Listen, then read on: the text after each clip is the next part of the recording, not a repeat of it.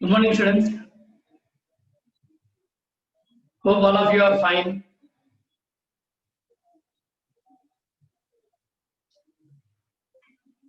Right.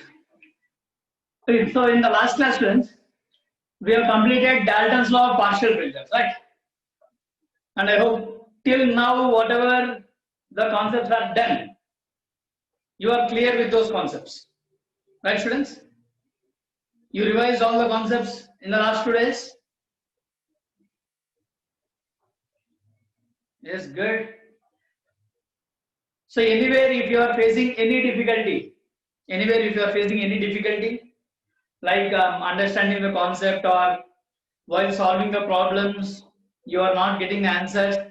It may be in the problems what we are solving in the class, or it may be the problems which you are solving from the reference books, right? So you can, yeah, no problem. I got the message. 10:30, Varshita, if you leave, you can leave, right? But see that you watch the remaining part of the video later, right? Evening, okay? So anywhere you get any doubts, right? Like any answers you are not getting. So what you need to do is just post the question to my number, students, WhatsApp number, right? Or you are having a group. So in the group itself you can post so that other friends also will be coming to know how to solve the problems. Okay, right? So whenever I am free, I will see the question. I will send the solution also if required. Okay, right? Okay, students. So today we'll discuss another law. Before going into that law, so I'll be introducing two more terms here. Right? So one term is called as the diffusion. Other one is called as effusion. Right? So first let me introduce those two terms. Then we'll go for the next term law. Okay. So the first one is diffusion. Diffusion. So what do you mean by diffusion? So I'll write the definition so you can understand the meaning from the definition itself, right? So diffusion means movement of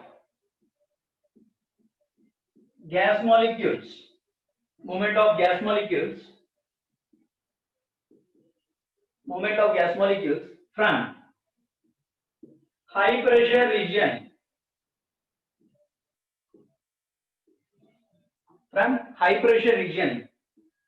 to low pressure region,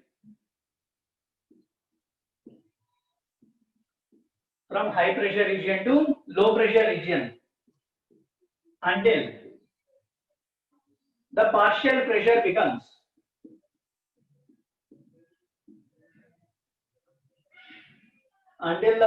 pressure becomes equal on both the sides.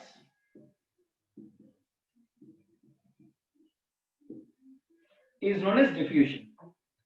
Movement of gas molecules from high pressure region to low pressure region until the partial pressure becomes equal on both the sides is known as diffusion. That is the definition.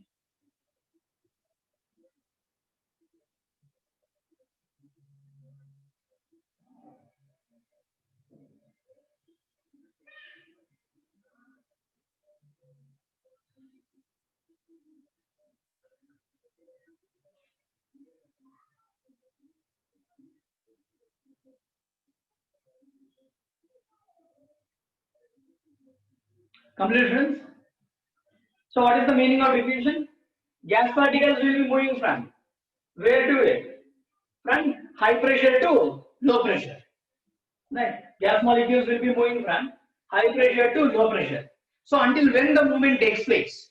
The movement takes place until the partial pressure becomes equal on both the sides. See, what is the meaning of this is? Suppose I am having one bulb in which I am placing nitrogen gas. So let the partial pressure of nitrogen here is 5 atm. I am having first bulb in which the nitrogen gas is present. Partial pressure of nitrogen is 5 atm. Now this bulb is connected to another bulb. Suppose in this bulb I am having oxygen. So oxygen will be exerting some pressure. So let the pressure exerted by oxygen, which is called as partial pressure. Partial pressure of oxygen here, let it be 10 atm. Let it be 10 atm. Now I am closing this wall, closing this with a wall. Right? So this is the container containing nitrogen. This is the container containing oxygen. So I am closing this initially. Now if I open this wall, I am opening.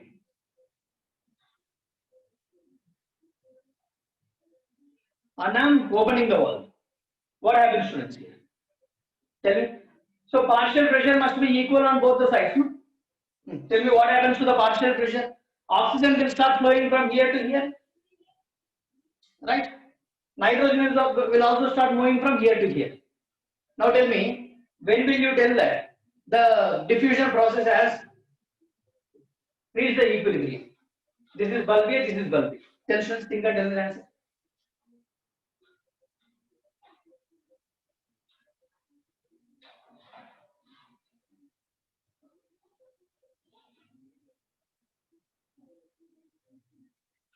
When I open this wall, nitrogen will start moving towards this side, as well as oxygen also will start moving this side. That is called as diffusion. Right. So now what I am telling?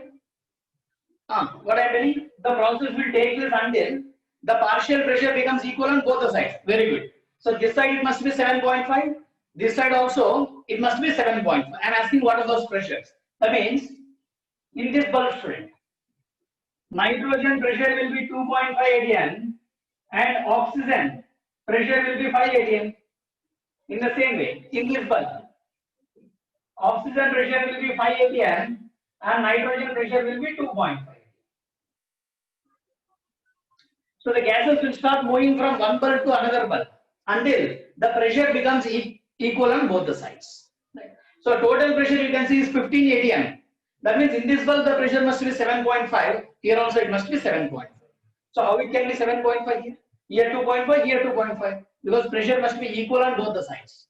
Right. So until the nitrogen moves here, until the pressure developed is 2.5, nitrogen will be diffusing. In the same way, oxygen will be diffusing towards this side until the partial pressure of oxygen becomes 5 here, 5 here. Right. So in this bulb, nitrogen 2.5, oxygen 5. In this bulb, oxygen 5, nitrogen 2.5. This process is known as diffusion. This process is known as diffusion. Right. Yes, friends, any doubt here?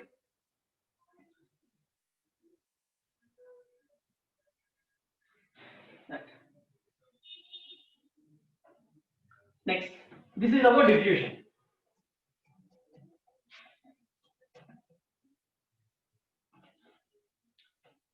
Next is one more term. Osmosis is a different concept we'll study in solutions chapter. Osmosis is for liquids, whereas diffusion can be explained for solids, liquids as well as gases. Osmosis is only for liquids, not for gases. Okay. Next one is effusion. Effusion. Solids also it will take place. Later we will see how it takes place. Right. Okay. So effusion. So what do you mean by effusion is? Effusion is similar to that of diffusion, but it takes place through a pinhole area. It takes place through a pinhole area. It is called as effusion. That means movement of gas molecules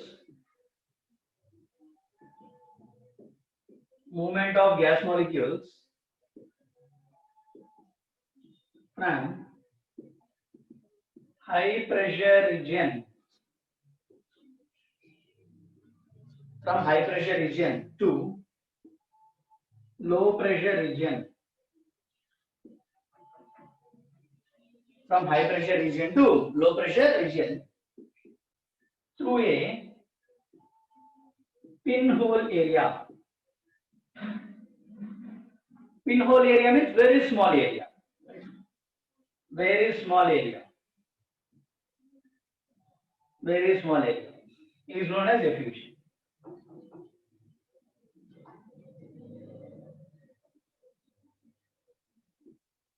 Similar to that of diffusion, but in diffusion, molecules will be diffusing through a very large area. But in effusion, they will be moving through a very small area, right? So that is called as effusion.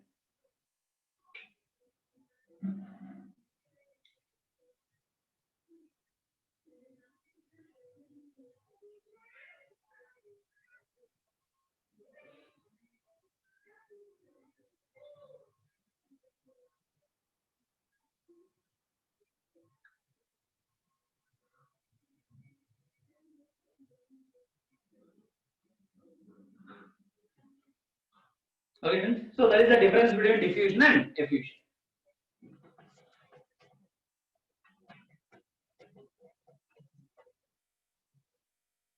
Now let us move to the next law, which is called as Graham's law of diffusion. Graham's law of diffusion.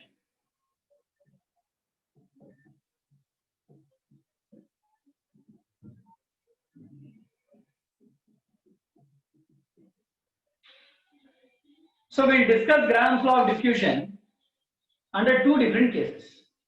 The first case is pressure remaining constant, and the second case is pressure remaining and pressure. It must be equal. It is similar to that of, see, either you take diffusion or you take effusion, the principle is the same. Molecules will be moving from high pressure to low pressure until the partial pressures must become the same. But in diffusion, what happens? It takes place through a large area. In effusion, through a pinhole area. That is the only difference. Okay. Now, Graham's law of diffusion. Two cases we'll discuss. First one is when pressure remaining constant. How will you define Graham's law? And second one is when pressure is a variable. Right. So case one, pressure remaining constant. Pressure remaining constant. How will you define Graham's law? Right. So I am writing the definition. At constant temperature and pressure, at constant temperature and pressure, at constant temperature and pressure, rate of diffusion of a gas, is inversely proportional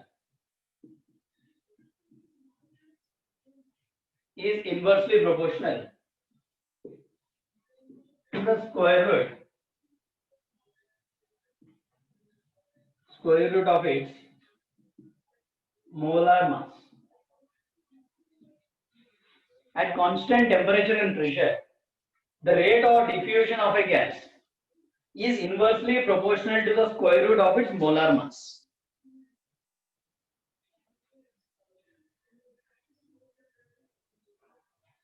So rate R is inversely proportional to the square root of molar mass.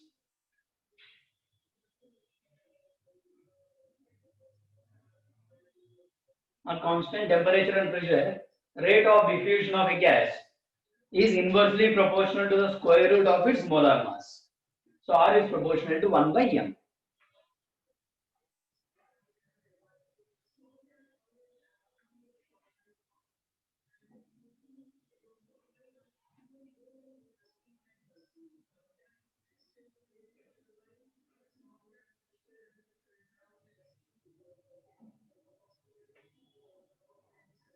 Completed?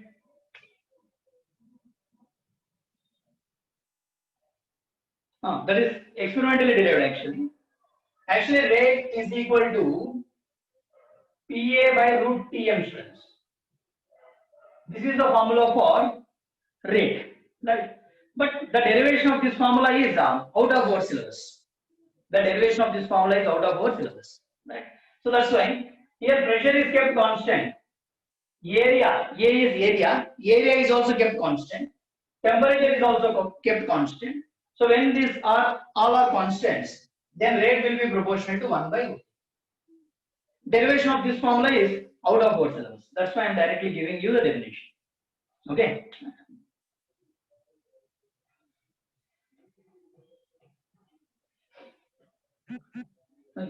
So very simple common sense it is. Rate and molar mass. Both are inversely proportional. We know that.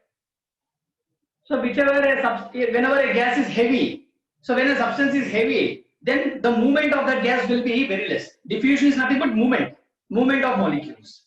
Right? Suppose a thin person and a fat person. So both of them are allowed to run. Then who will be running faster? Obviously, the thin person will be running faster because the fat person will be having more molar mass.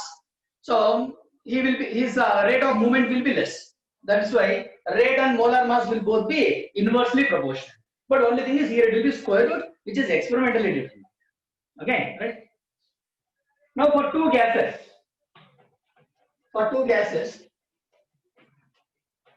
having rates of diffusion R1 and R2, then the formula we will be using to solve the problems is R1 by R2 is equal to root M2 by M1.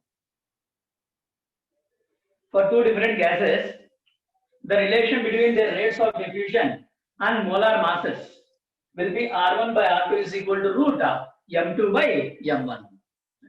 So this is the formula we will be using to solve the problems.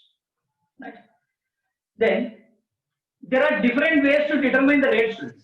When solving the numericals generally, every time they won't give the rate of diffusion of the gases. Right? So rate of diffusion can be determined in different ways. Right? So in any way the question can be asked, or in any way theoretically also it can be determined. Right? So let us see what are the different ways for the determination of rates of diffusion. Right? So determination of rate of diffusion.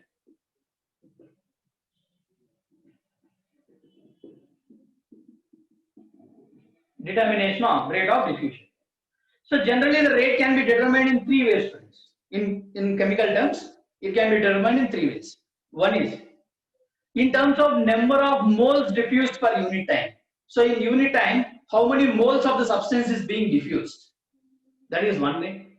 Second way is in terms of volume, how much volume of the gas is getting diffused in unit time? That is the second one. Third one is distance traveled by a gas.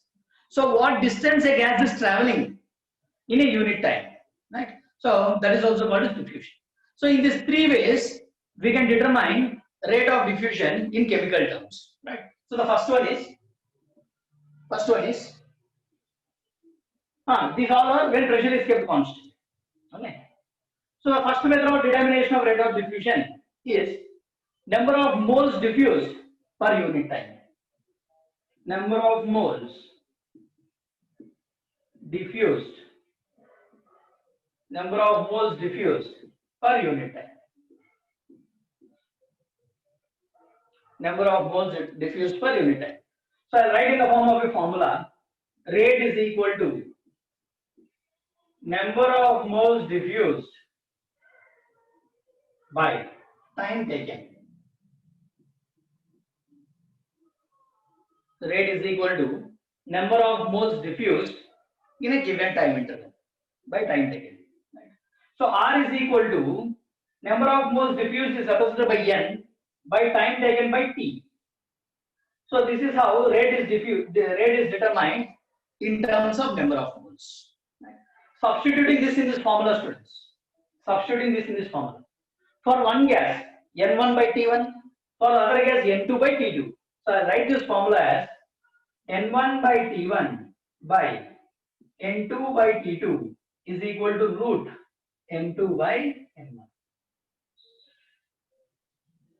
So rate can be determined in terms of number of moles diffused in a given time interval. Right? So instead of R1, N1 by T1, that is the rate of diffusion of first gas. R2 is N2 by T2, that is rate of diffusion of second gas. Right? So instead of R1, N1 by T1, instead of R2, N2 by T2 is equal to root M2 by M1. This is the first method. Right? Right?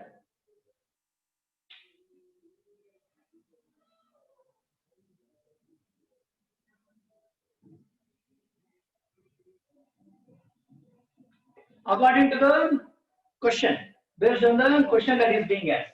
If they directly give rates of diffusion, use this formula. If they give in terms of number of moles diffused, use this formula. Right? So R1 by R2 is equal to root M2 by M1. R1 by R2 is equal to root M2 by M1 is the first one. Right? Second one, N1 by T1 by N2 by T2. Instead of R1, write it as N1 by T1. Instead of R2, N2 by T2 is equal to root M2 by M1. Now you can use it as N1 T2 by M2 T1 also.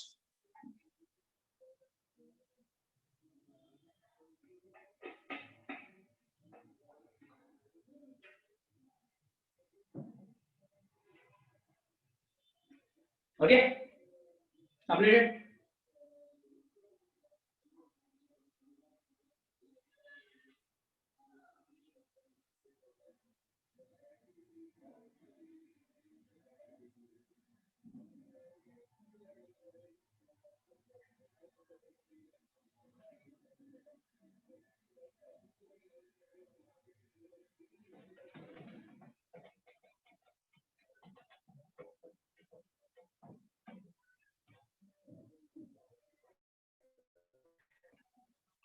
Second method of determining rate is in terms of volume diffused. Right? Second, volume diffused per unit time. Volume of the gas diffused per unit time is also known as rate of diffusion. Right? So in terms of formula, R is equal to volume diffused by time taken. Volume diffused by time taken. So that is volume diffused is V, time taken is T. So R is equal to V by T. So substituting it in the first formula, instead of R1, I can write as V1 by T1. By instead of R2, I can write as V2 by T2, which is equal to root M2 by M. V1 by T1 by V2 by T2 is equal to root M2 by M. Okay. So this is the second one in terms of volume diffused. Then the third one, it can be in terms of distance traveled also. So third one also I am writing here. Third method is distance traveled per unit time. Distance traveled per unit time. Right? So in terms of formula, rate R is equal to distance traveled by time taken. Distance traveled by time taken. Right. So distance traveled, let it be D, time taken, let it be T. So R is equal to D by T. So substituting into the formula, instead of R1, I can write as D1 by T1. D1 by T1 by, instead of R2, D2 by T2 is equal to root M2 by M. So when the question is asked in terms of distance traveled, we can use this formula. Right? So these are the three ways in which the rate can be determined. Okay. Right.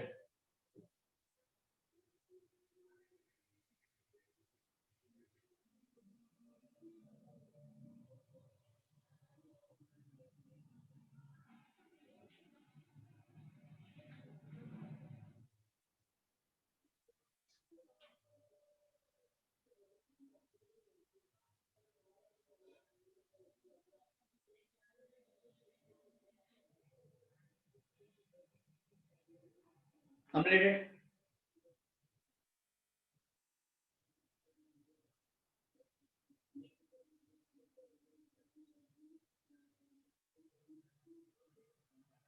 So first we will solve the problems based on this definition, then we will go for the second case. Right? Ideal formulas, these are only the formulas. No ideal formulas here. Okay, students, right? So first we will solve the problems based on this.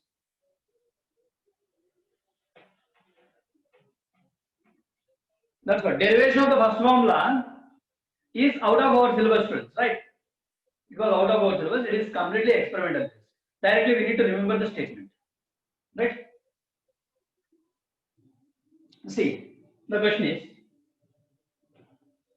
calculate the ratio of calculate the ratio of rates of diffusion calculate the ratio of rates of diffusion of helium to methane. So simple problem it is. Calculate the ratio of rates of diffusion of helium to methane.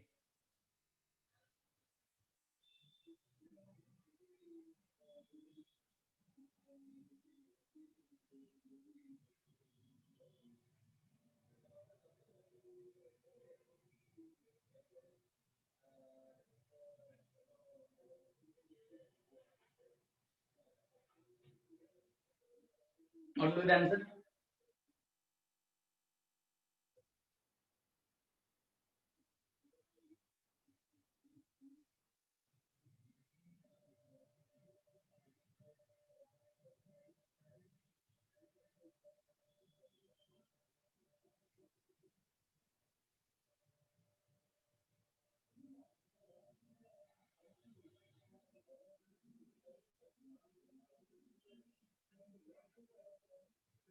Two is to one. Right, good. So ratio of rates of diffusion of helium to methane gas. So rate of diffusion of helium by rate of diffusion of methane will be equal to square root of molar mass of methane by molar mass of helium. Correct? So rate of diffusion of helium by rate of diffusion of methane is equal to square root of molar mass of methane by molar mass of helium. So what is the molar mass of methane, students? 16. 16. By molar mass of helium is 4. So what will be this ratio? Root 4 is to 1. That means 2 is to 1. So this will be the answer. So be careful with the question. They are asking helium to methane. So helium to methane, the answer will be 2 is to 1.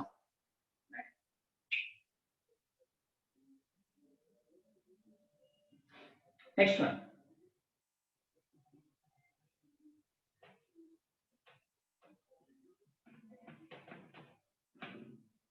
Next question. Calculate the ratio of rates of diffusion of calculate the ratio of rates of diffusion of helium is to methane is to sulfur dioxide.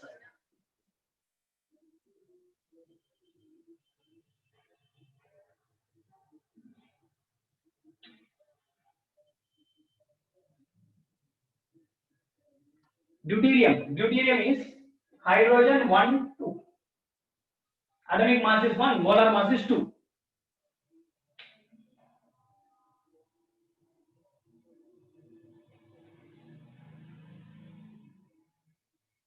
Calculate the ratio of rates of diffusion of helium is to methane is to sulfur dioxide. That is the answer.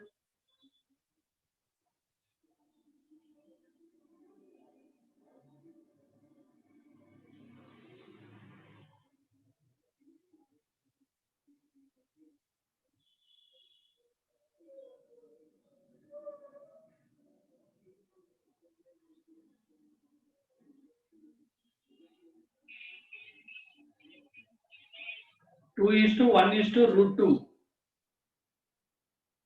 Any other answers?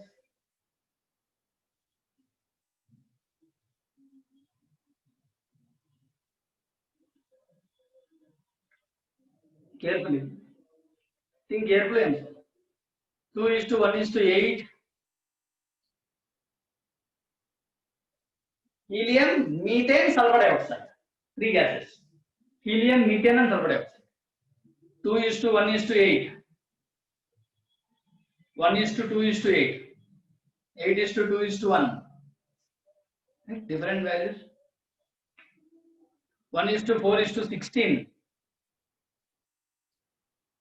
1 is to 2 is to 8. Okay. See here, friends. I'll explain. See, 3 gases ratio they are asking. So rate of diffusion of helium actually is proportional to 1 by square root of molar mass of helium, right? So I'll remove this proportionality, add a constant. So from this, rate of diffusion of helium will be K by root of molar mass of helium. Correct? In the same way, rate of diffusion of methane, if I take, is proportional to 1 by root of molar mass of methane. Removing this proportionality, I get a constant. From this, rate of diffusion of methane is K by root of molar mass of methane. Let the proportionality constant be K. In the same way, rate of diffusion of SO2 is proportional to 1 by root of molar mass of SO2. So that means rate of diffusion of methane is equal to K by root of molar mass of SO2. Now take the ratio of these three, you will get the answer. Like they are asking the ratio of these three. That means K by, what is the molar mass of helium? 4. K by 4 is 2. K by molar mass of methane is root 16. Root 4 will be 2. Correct? Here you will get root 4. Root 4 is 2. Here you will get root 16. Root 16 value is 4. Root 16 you will get, whose value is 4, is 2. K by molar mass of sulfur dioxide. What is the molar mass of sulfur dioxide? Sulfur 32 plus 30, 64. So root 64. Root 64 value will be 8. Root 64 value is 8. So K is a constant which gets cancelled out, students, in all the three cases. So you will get the ratio is 1 by 2 is to 1 by 4 is to 1 by 8. So writing in terms of simple whole numbers. So what you will get? 4 is to 2 is to 1. Correct? Multiply this with 8. To get it in simple whole number ratio, multiply this with 8. Right? So you get it as 4 is to 2 is to 1. That will be the answer.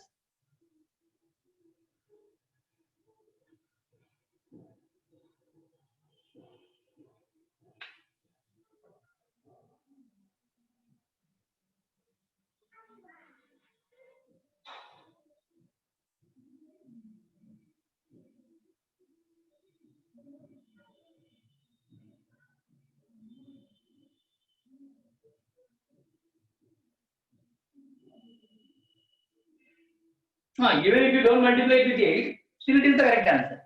But in options, you will be getting in terms of simple whole number ratio. Okay, students, done?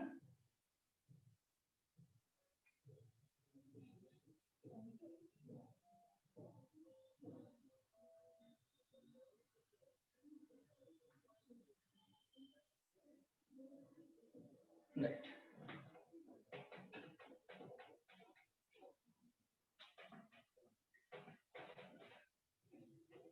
Next question. So this Graham's law, no? This law, what you are solving problems, this is very, very important for entrance exams. Right? So if you are having any reference books, at the end of the chapter, students, at the end of every chapter, you will get questions from previous year's papers, like previous year's JEE or previous year's NEET or previous year's CET papers. So you can see most of the times from this chapter, questions will be from Graham's, right? So you can see many questions you can find from this Graham's law of diffusion. So it is one very important concept for your entrance exams, where 90% you can predict a question from this concept. Okay. Next one. Next question is rate of diffusion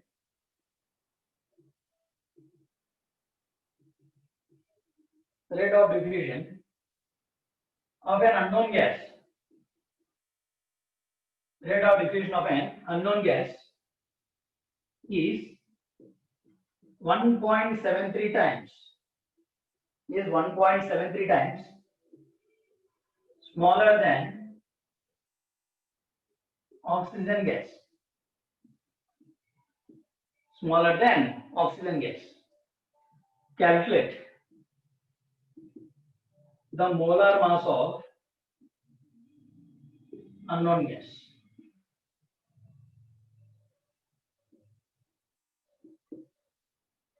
Calculate the molar mass of unknown gas. Solution. So there is an unknown gas whose rate is 1.73 times smaller than oxygen. That means rate of diffusion of oxygen is 1.73 times greater than the unknown gas. You need to calculate the molar mass of the unknown gas. Solve what is the answer.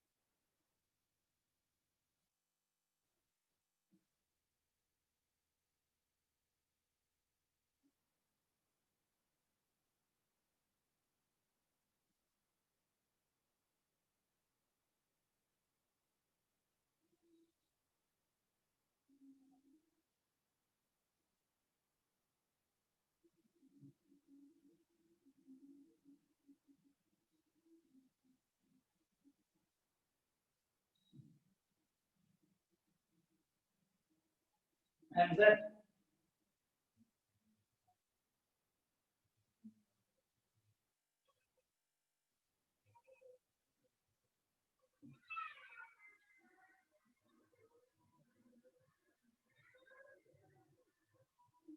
$96. Any other answers?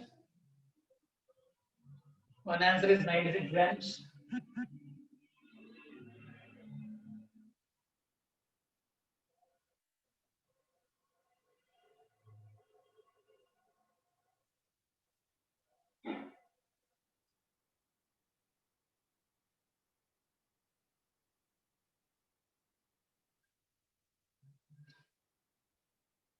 $97, 18.49.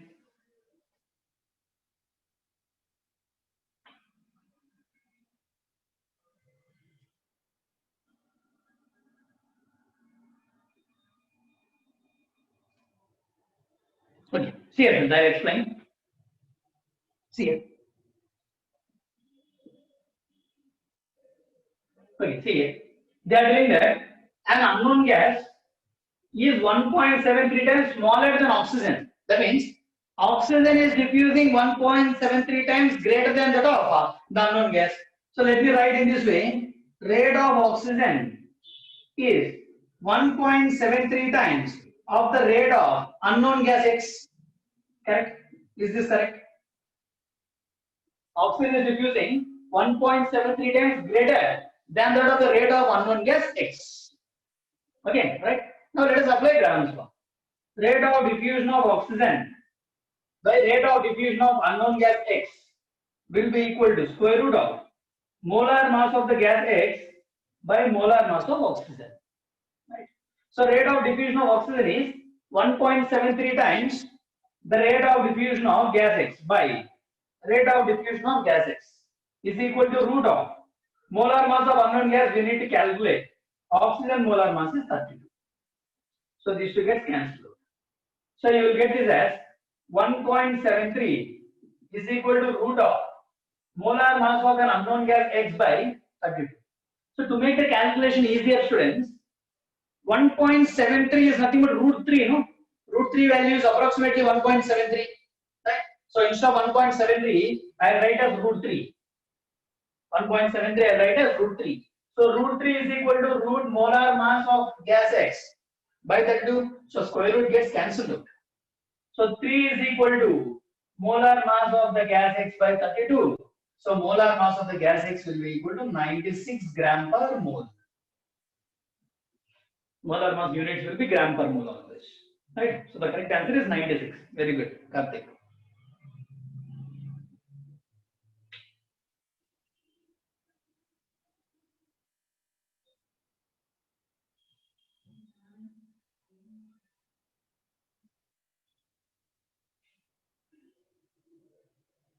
Completed. It may be any gas, no? There are many gases having molar mass of 96. It may be any gas. Instead of giving molar mass, if they give options in terms of gases, then from the gas, you need to identify which gas will be having molar mass of 96.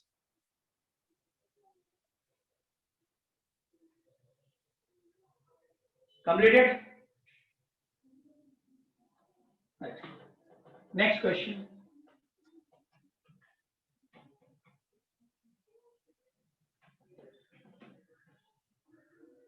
Next question.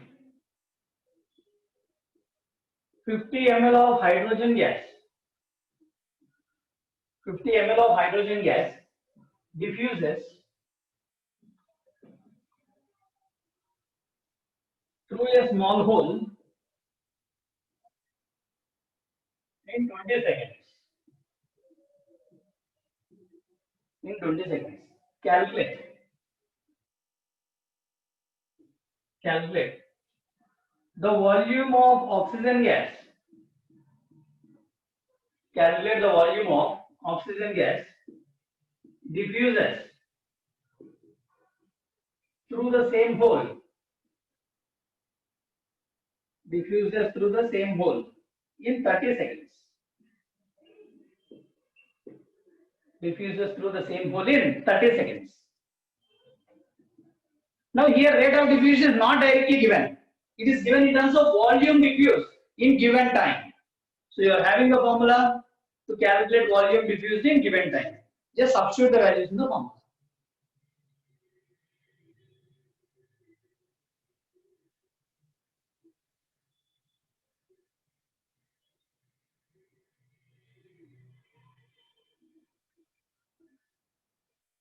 So I am reading the question.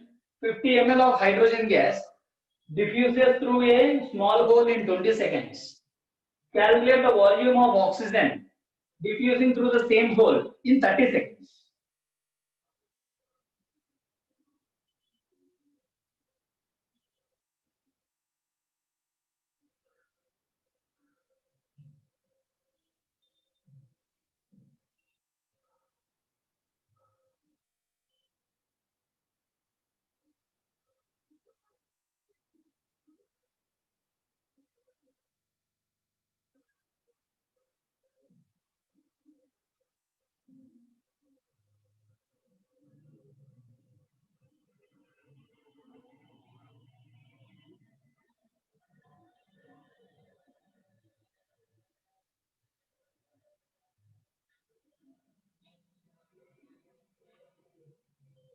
$75 ml. Any other answers? 75 ml.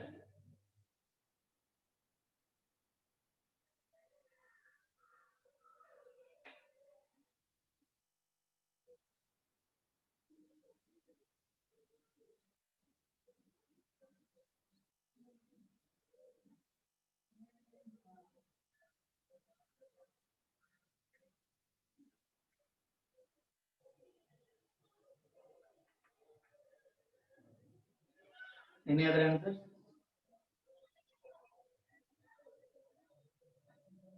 $18.75. Okay, let us check. So now the rate of diffusion is given in terms of volume diffused in a given time interval. So the formula will be volume of hydrogen diffused by volume of oxygen diffused will be equal to root of molar mass of oxygen by molar mass of hydrogen. Right? So what is the volume of hydrogen diffused? 50 ml by what is the time taken for diffusion of hydrogen? 20 seconds into, so time of oxygen comes to the numerator, it is 30 seconds by volume of oxygen we need to calculate is equal to root of, what is the molar mass of oxygen? 32. Molar mass of hydrogen is 2. Right? So this will be root 16, which is 4. Right? So this will be how much, students? 150 by 2. So 150 by 2 is 75. So 75 by volume of oxygen will be equal to 4. So what will be the volume of oxygen? Volume of oxygen will be 75 by 4. So 75 by 4 value will be 18.75 ml. So the answer will be 18.75 ml. So in this way, instead of giving rate directly, they can give in terms of volume in given time. Okay. Any doubts in this?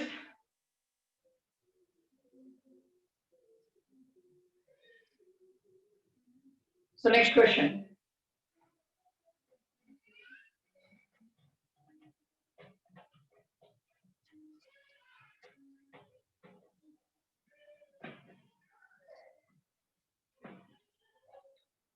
Next question.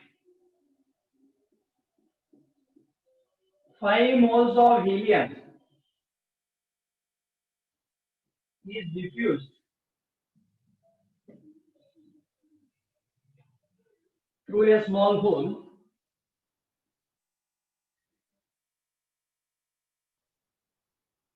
in 30 seconds. Is diffused through a small hole in 30 seconds. Calculate the number of moles of sulfur dioxide that diffuses through the same hole. That diffuses through the same hole in 15 seconds. That diffuses through the same hole in 15 seconds. So I'm reading the question. 5 moles of helium is diffused through a small hole in 30 seconds. Calculate the number of moles of sulfur dioxide that diffuses through the same hole in 15 seconds.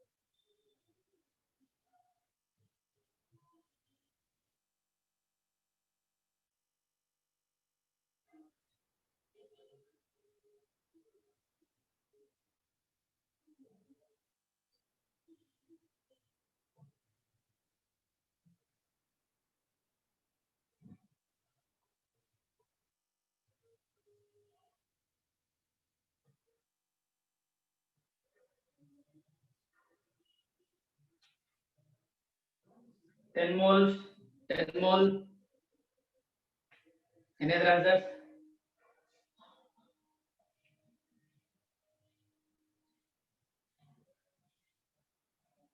Okay, see here. Here rate of diffusion is given in terms of number of moles.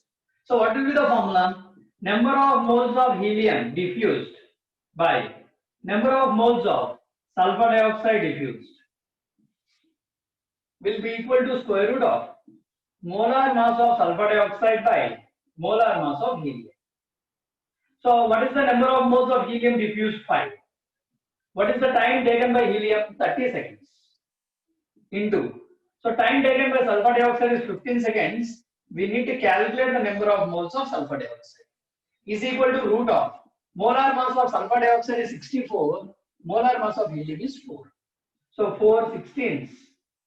So root 16 value will be 4 again. So this will be 15 2 is 30. 2.5 is 5. So this will be 2.5 by number of moles of sulfur dioxide is equal to root 16 value is 4 students. Root 16 value is 4. So what will be the number of moles of sulfur dioxide? 2.5 by 4. So what will be the value of 2.5 by 4? 0.625 moles. Simple problem, students. Where you have done the mistake? Just identify.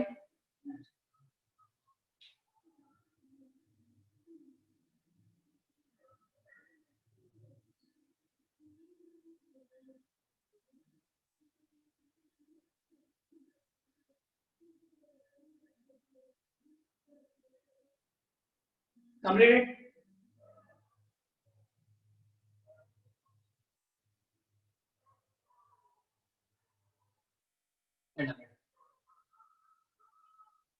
How many of them got the same answer as 10 moles?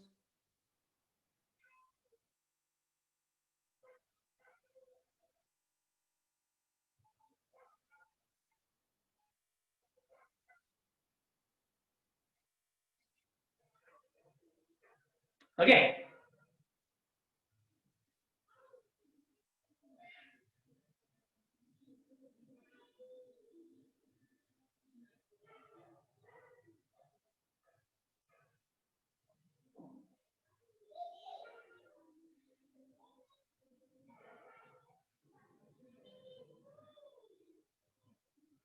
Right. Next one.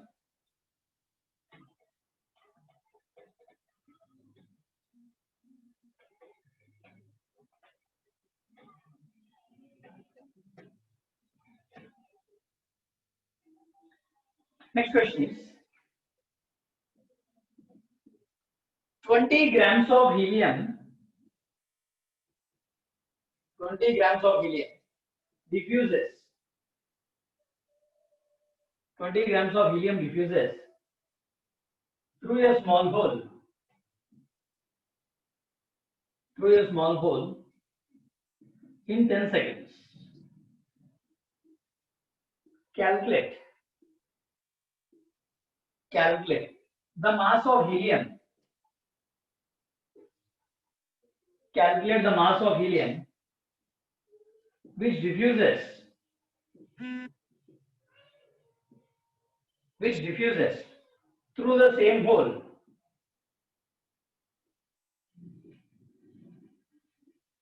Which diffuses through the same hole in 15 seconds. So be careful with the question, friends. Previously moles was given, now mass is given. Right?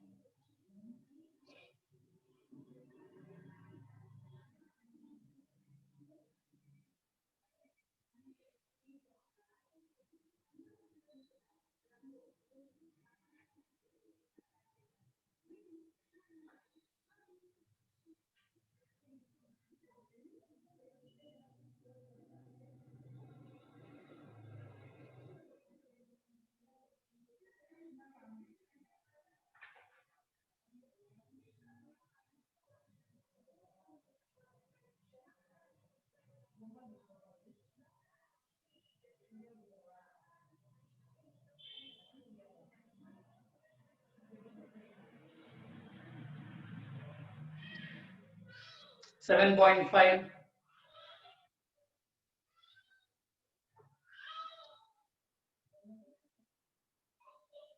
30 grams. Any other answers? 30.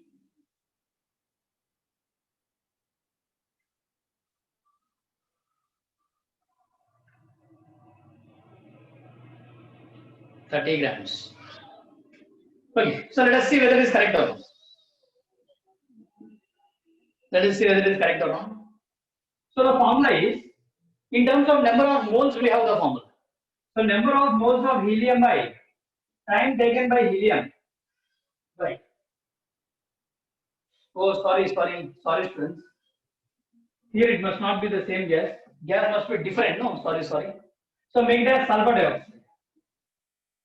Solutions. For the same gas, we cannot have different values. Right? Make it as sulfur dioxide. Sulfur dioxide.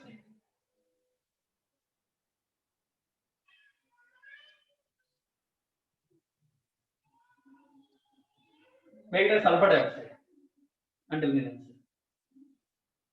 So now it will be number of moles of sulfur dioxide.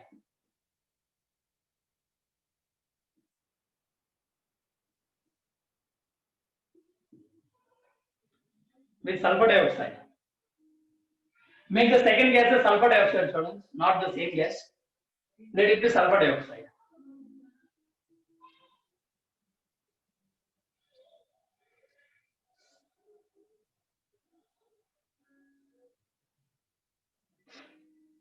7.5 grams with sulfur dioxide.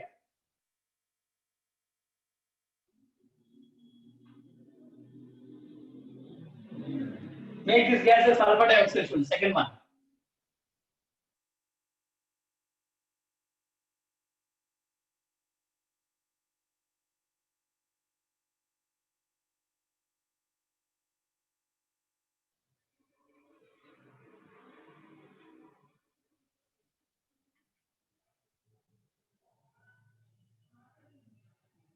One 120 grams. Any other answers? 120. Yes, good. So 120 grams is the correct answer. See here. Number of moles they are telling, but mass is given. So we know that number of moles is mass by molar mass. Mass is 20, molar mass of helium is 4. So 20 by 4 will be 5 students. So number of moles of helium is 5 by time taken by helium is 10 seconds into time taken by sulfur dioxide is 15 seconds by. So they are asking to calculate mass. First let me calculate number of moles of sulfur dioxide. Okay, is equal to root of molar mass of sulfur dioxide is 64 by time taken by molar mass of helium is 4. So on simplification we'll get 5 3s 5 2s 2.5. So 7.5 by number of moles of sulfur dioxide is equal to root 16 is nothing but 4. So number of moles of sulfur dioxide is 7.5 by 4. Is 7.5 by 4. So this value will be 1.875. So number of moles of sulfur dioxide is 1.875. But they are asking mass, not moles. They are asking mass. So how will you calculate moles from mass? How will you calculate mass from moles?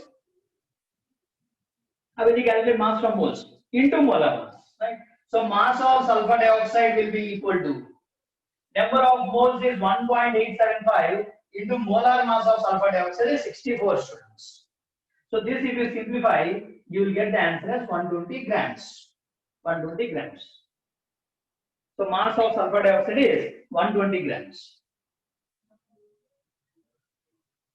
Okay.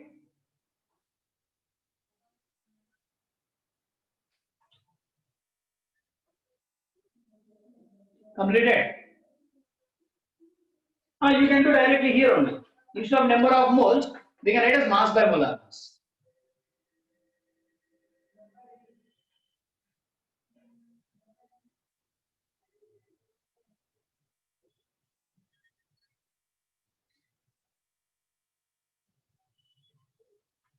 Yeah, someone wants to leave at 10:30, you can leave. No problem.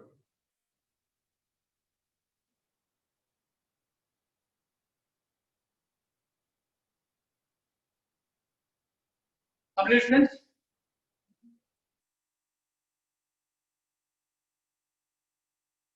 Here mass is given, no? Right. So mass must be converted to number of moles. Directly you cannot take masses here. If gases are same, then you can take mass directly. But gases are different, no? When gases are different, then when masses are different, different number of moles you will get. When masses are different, you get different number of moles, no? So you cannot take directly the mass. If both are same gases, then you can directly take the mass. Because molar mass will be the same. Correct only. X by 64 is correct only. Then also you get the same answer. Instead of taking number of moles here, directly take it as X by 64. Okay. Next question, students.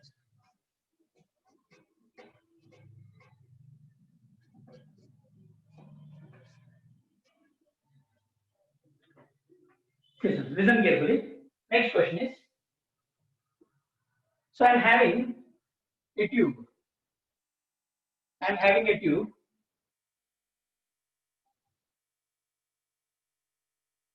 I'm having a tube, right? So the length of this tube is 2 meters. The length of this tube is 2 meters. This is the X end of the tube and this is the Y end of the tube. This is the X end of the tube, this is the Y end of the tube. Now, so from X end, I am passing ammonia gas. From X end, I am passing ammonia gas. From Y end, I am passing hydrogen chloride, HCl gas. So from one end I am passing HCl gas, from the other end I am passing NH3 gas. NH3 gas. So you know that NH3 will react with HCl definitely. Both will react with each other.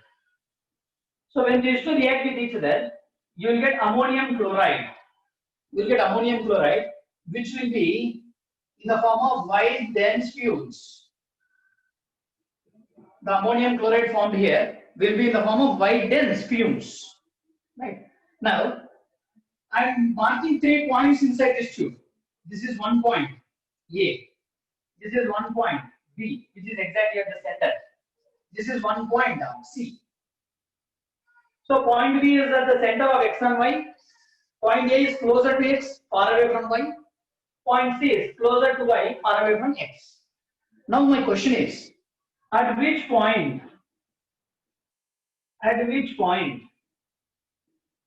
white dense fumes, at which point white dense fumes will appear first? So 2 questions I will give in this. First question is this: at which point white dense fumes will appear first? So option A is A, option B is B, option C is C, option D we can't say. Option D is we can't say. Think carefully and tell me. From one end I am passing ammonia gas, from other end HCl gas. So both will enter in this tube and they will react. When they react, you will get white dense fumes of ammonium chloride. At first time, where you can see these fumes, whether they can be seen at point X or Y or point A or point B or point C. Think and tell me the answer.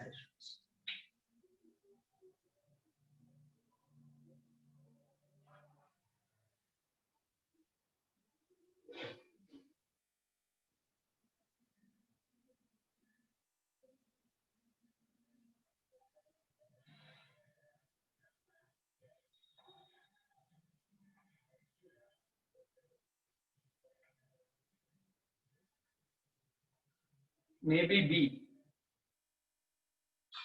Why it is B? Why it may be B, students?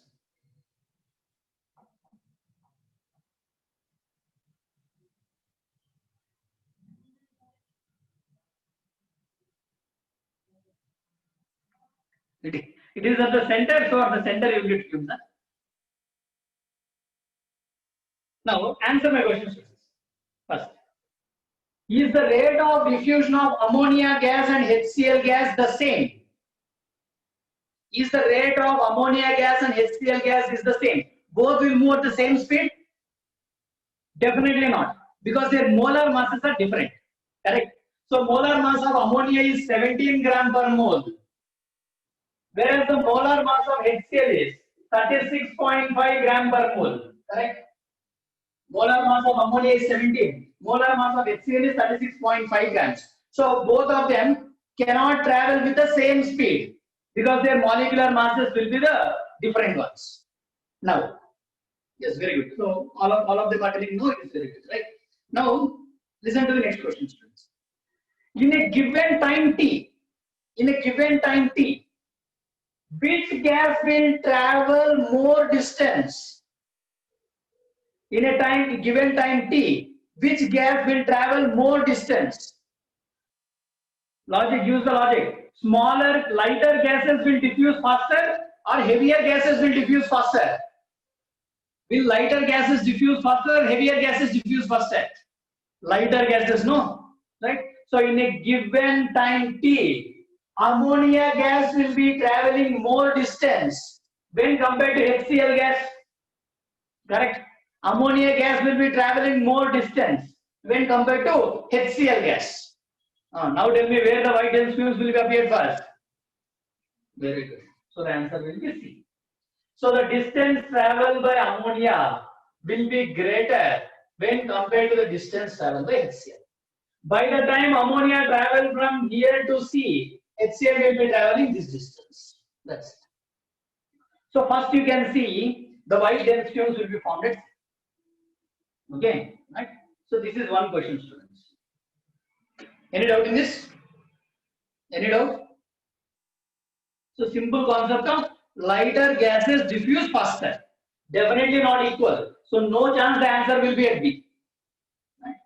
Now my question is, at what distance from end X you can see the white dense fumes?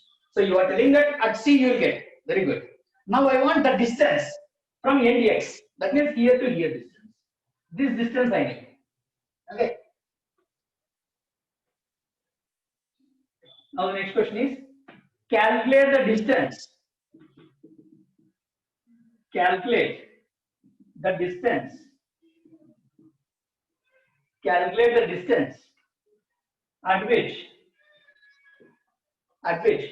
wide distance at which wide dense fumes appear first from end X. From end X. So you are telling that at C wide dense fumes will be appeared first. So you need to calculate this distance. Now the rate of diffusion is given in terms of distance traveled. Correct? Rate of diffusion is given in terms of distance traveled. I want this distance. I have given the total distance is 2 meters. Total length. Think and tell me the answer.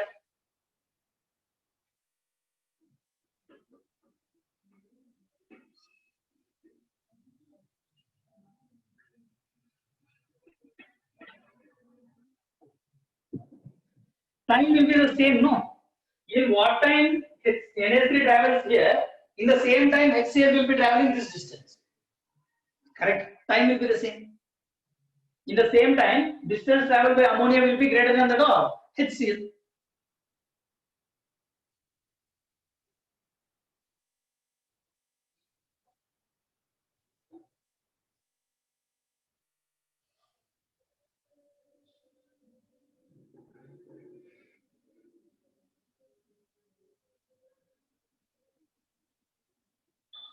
.75 meters, 1.5 meters, 1.5.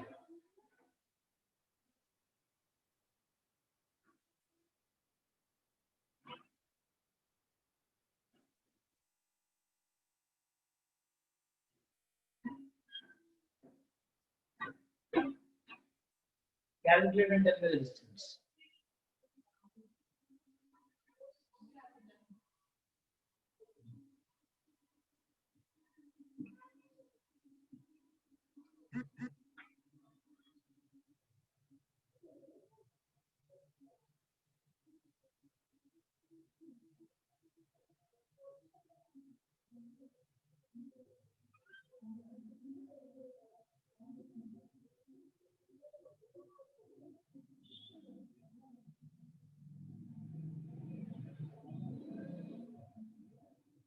Make it fast.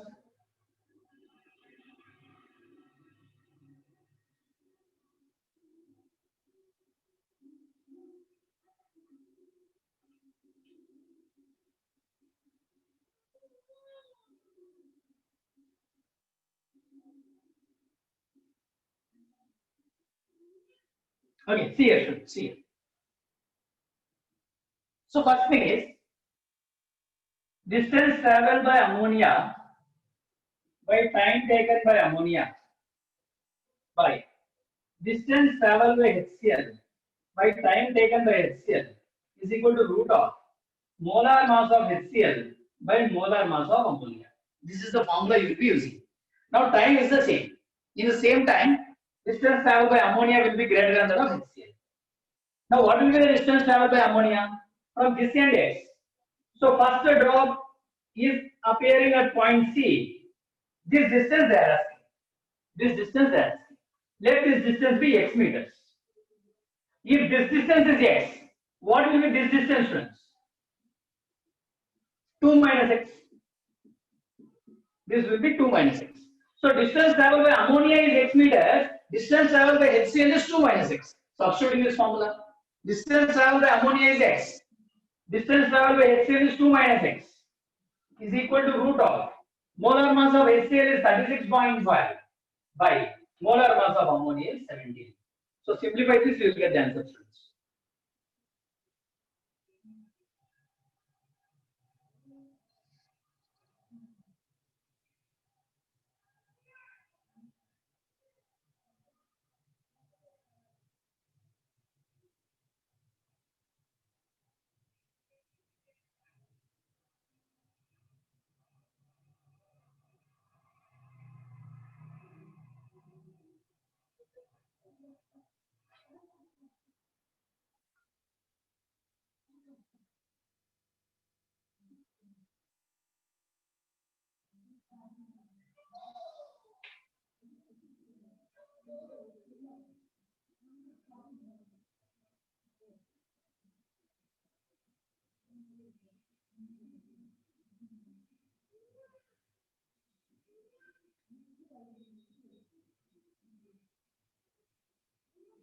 .18.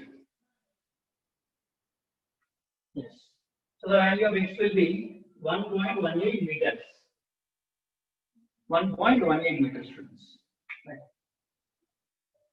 Understood how to solve this type of problems? This type of problems are very, very important, students. Right. 2 years back, it was as an advanced exam. Okay. In IIT exam, they asked, not in mains also. One more problem will you solve of such type? One more problem you need. Right.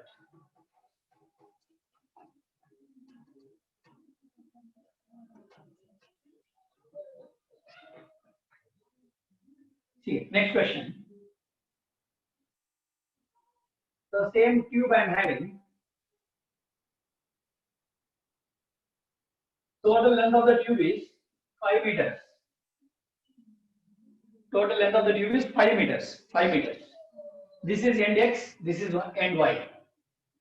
From end X, I am passing hydrogen gas. From end Y, I am passing oxygen gas. Both are gases. Right. So now I am labeling 3 points here. Point A, point B, point C. So 2 questions, same questions. First question is, so we know that hydrogen and oxygen will react with each other to form water. At which point? At which point? First drop of water or first drop of liquid appears. First question. Second question. Calculate the distance of the first drop of liquid. Calculate the distance of the first drop of liquid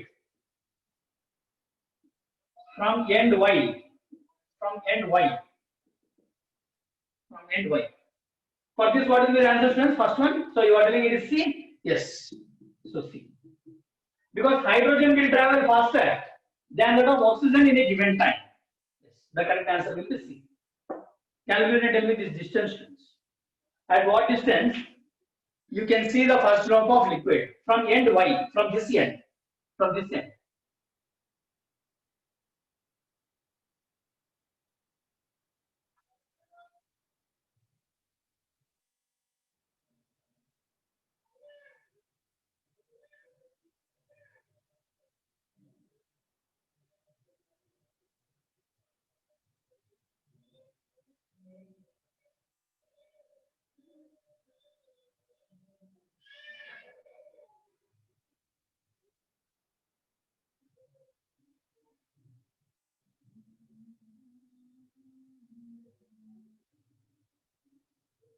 Completed?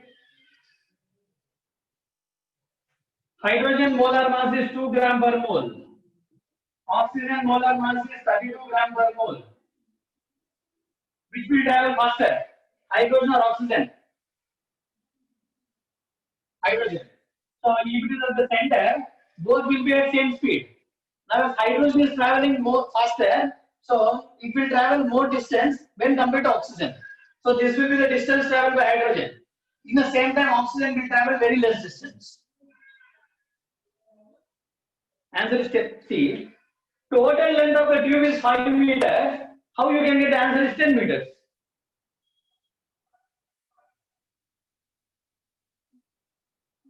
When total length of the tube is 5 meters, how the answer can be 10 meters, students? 1 meter. 1 meter, right? So 1 meter will be correct. Distance from y I am asking, not from x. Now see here.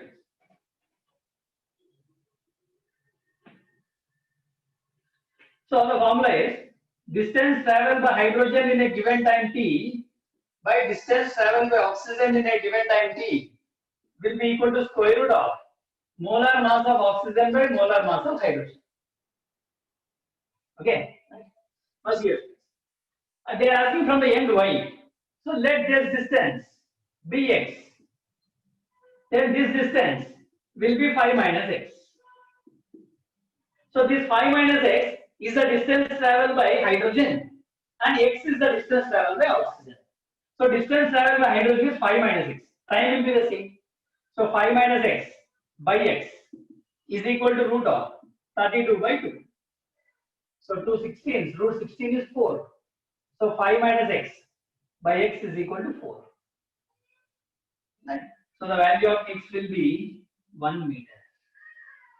So be careful with the ends from which they are asking. Right.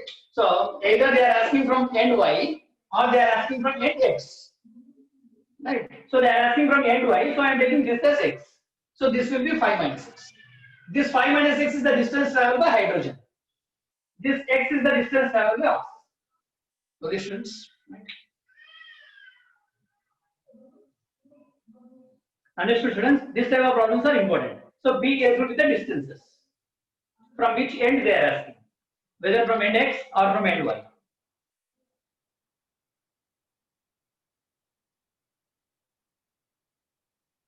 What will happen if you take this as x? You can take what will happen? Nothing will happen, but you will get wrong answer.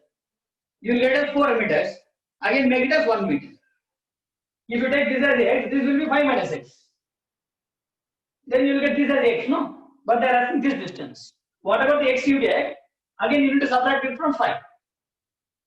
Because this distance there. Okay, students? Got it? So, important type of problems. So, these are the different types of questions you can get from the first case. Directly from the formula, R1 by R2 is equal to root of M2 by M1. Or in 3 different cases. One is in terms of moles per time, or in terms of volume per time, or in terms of distance per time. So when you take distance per time, this type of theory question also you can get. At which point you get first white dense fumes or first drop of liquid, or they can have distance. While solving problems based on distance, be careful with the ends, from which end they are asking. Okay. So this is our case 1, when pressure is remaining constant. Now second case, when pressure is a variable. Case 2. Case 2. So no definition, students. For our simplification, I have made it as 2 parts. So directly I give the formula. Case 2 is when pressure is a variable. Okay, right? So R1 by R2 is equal to, actually R is proportional to P by root M. R is proportional to P by root M. Then for first gas, let the rate of first gas be R1. R1 will be proportional to P1 by root M1. Correct? Because pressure is also varying. Before it was kept constant. And rate of diffusion of second gas is proportional to P2 by root M2. Then combining these two, R1 by R2 is equal to P1 by P2 into root of M2 by M1. R1 by R2 is equal to P1 by P2 into root M2 by M1. This is the formula we'll be using. Right? When it was kept constant, no role of pressure. Now pressure is varying, so I will take pressure. Rate is directly proportional to pressure. When you apply more pressure, then rate of diffusion also will be higher. Correct, students? So if you apply more pressure, what happens?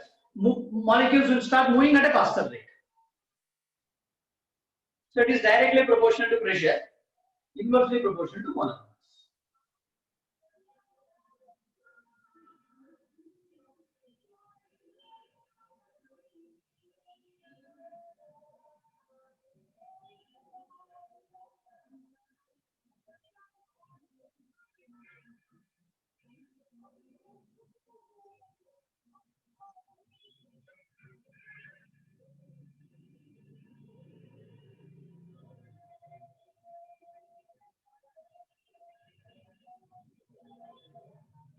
Completed? Okay. Now here, when I tell pressures are varying, whenever I tell, listen here, whenever I tell pressures are varying, directly they won't give the pressure strength. So here, this is the logic which you need to be very careful. Directly they won't give the pressures. Instead, they will give in terms of moles again, or in terms of mass they may give. So don't confuse when they give moles and mass with the first case. In the first case, moles and mass will be given along with the time. But here they won't give along with time. If moles or mass is mentioned along with the time, then it will be first case. If moles or mass is not mentioned along with the time, it will be the second case, students. So how you can get the relation between pressure and number of moles? If you remember in the last class, while discussing Dalton's law of partial pressures, I have given one relation, students. So P1 by P2 is equal to mole fraction of the gas X1 by X2, which is equal to number of moles N1 by N2, which is equal to W1 by M1 into M2 by W2, correct? You remember this? So this relation is very, very important, students. We will be using it at many cases. Mole fraction P1 by P2 is equal to X1 by X2, mole fractions. N1 by N2, number of moles. Number of moles is mass by molar mass. So this relation you need to remember always. Okay, right? So without time, second case. With the time, first case. We'll solve one or two problems, you'll get an idea.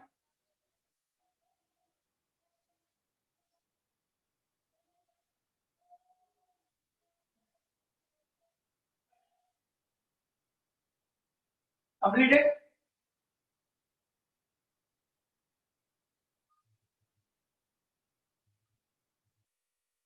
Okay.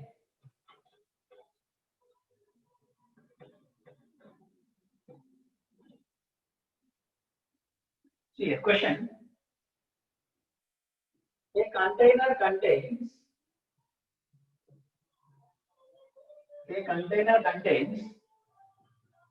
helium and methane, in 1:4 mole ratio. In 1:4 mole ratio. Calculate the ratio of rate of diffusion. Calculate the ratio of rate of diffusion of helium is to methane.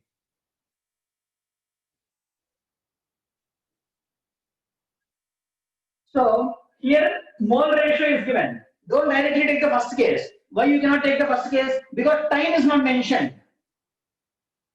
Because time is not mentioned. So you cannot take the first case. It must definitely be the second case. Then again, in second formula where there is number of moles, but there is pressure, no? So pressure can be written in terms of number of moles. Correct, students? So R1 by R2 is equal to, actually it is P1 by P2 into root of M2 by M1. Pressure is not given, but instead of pressure, mole ratio is given. So we know that P1 by P2 is equal to M1 by M2. N1 by N2 ratio is 1:4. So that will be the ratio of P1 and P2. Right? So instead of P1, P2, I take it as 1/4 students. Right? So R1 by R2 is equal to, that is, rate of diffusion of helium by rate of diffusion of methane will be equal to number of moles of helium by number of moles of methane into root of molar mass of methane by molar mass of helium. Here, students, instead of P1 by P2, I make it as N1 by N2. Because time is not mentioned. Substitute the values. So ratio is 1:4 into root of 16 by 4. 4 4 is 16. Root 4 value is 2. 1:2. From this you get the answer is 1:2.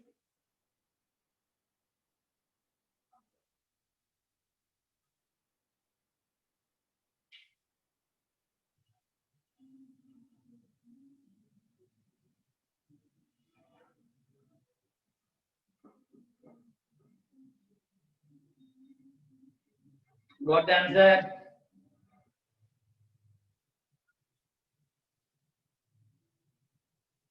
Okay, so number of moles or mass with time will be case 1 students, without time it will be case 2. If they give directly pressures, no problem. But they won't give directly pressures. Instead, they will be giving in terms of moles or mass. Okay. So next class we'll solve 1 or 2 problems based on Graham's law and we'll go to the new concept. Right? It will be there, no? Ratio, I guess. No units will be there. Okay. Thank you, students. Bye.